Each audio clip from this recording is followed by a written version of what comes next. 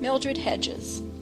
I guess I talk about her with mixed feelings because she was a real person. This was a real event, but yet it's become part of the folklore of Simpson College.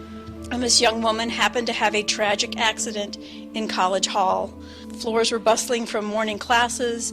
She stumbled and fell over the third floor banister.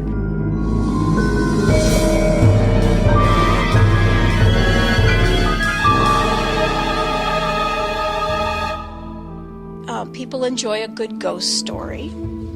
I think students are intrigued by mystery, and yeah, they're interested in the history of the college, but boy, when it includes a tragic event with a person dying, and again, Halloween comes around every year, and I think they're interested in that. But I think it's because it's fact-based. It really happened to somebody.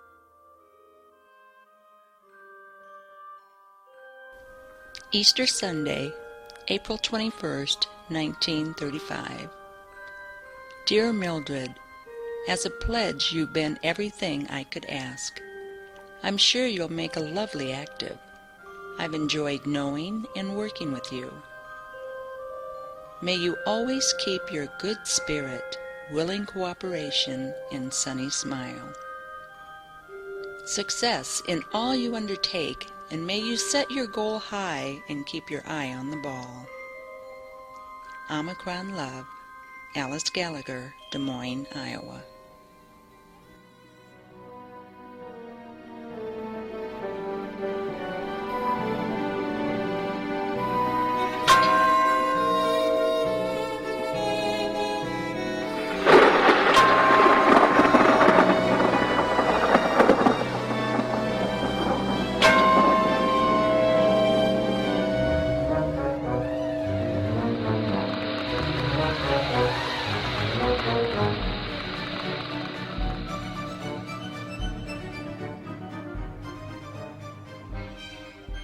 We had talked about demolishing the building, but it looked pretty spooky.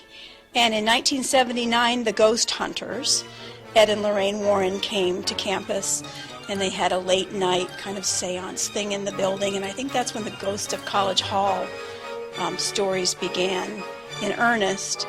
And their quote was, "Her spirit remains in the building because she is not ready or willing to die."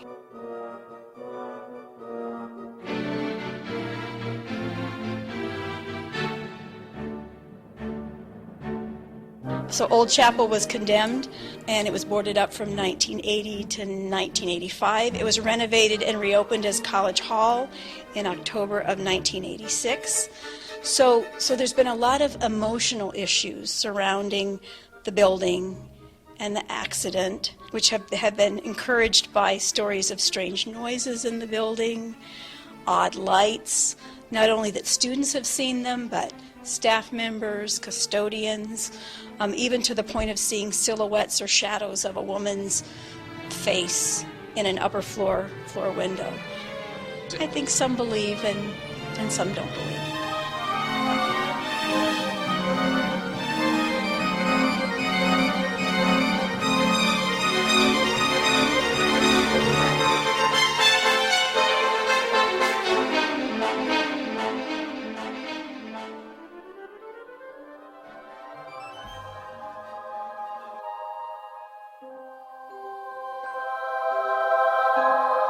was a beautiful Christmas morning. I mean, the sun was just coming up. There was ice crystals in the trees, and I came in here into College Hall just with my regular rounds, and of course I went directly down into the lower level where the old foundation is and everything, and the stone walls and all. And I came up those stairs after checking all the piping and everything down below, and walked out that lower level door just right under the staircase area, and literally the hair on the back of my neck kind of stood up.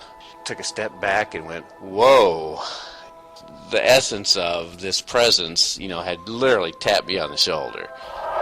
Once I found out that the ghost's name was actually Mildred, there were a lot of facts to substantiate that she had unfortunately met her demise here. I probably had a real positive demeanor about me that day that may have drawn Mildred right out of the walls.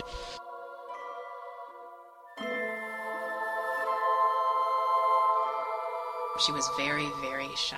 A very, very sweet little girl. She was very kind. She was always helping people. My grandpa and my uncle just never talked about her. The only conversation I had about her, I was sitting outside with my grandma, watching the clouds and trying to figure out what the shapes were of the clouds, and she told me that I reminded her of Mildred. But that's the only conversation I had about her.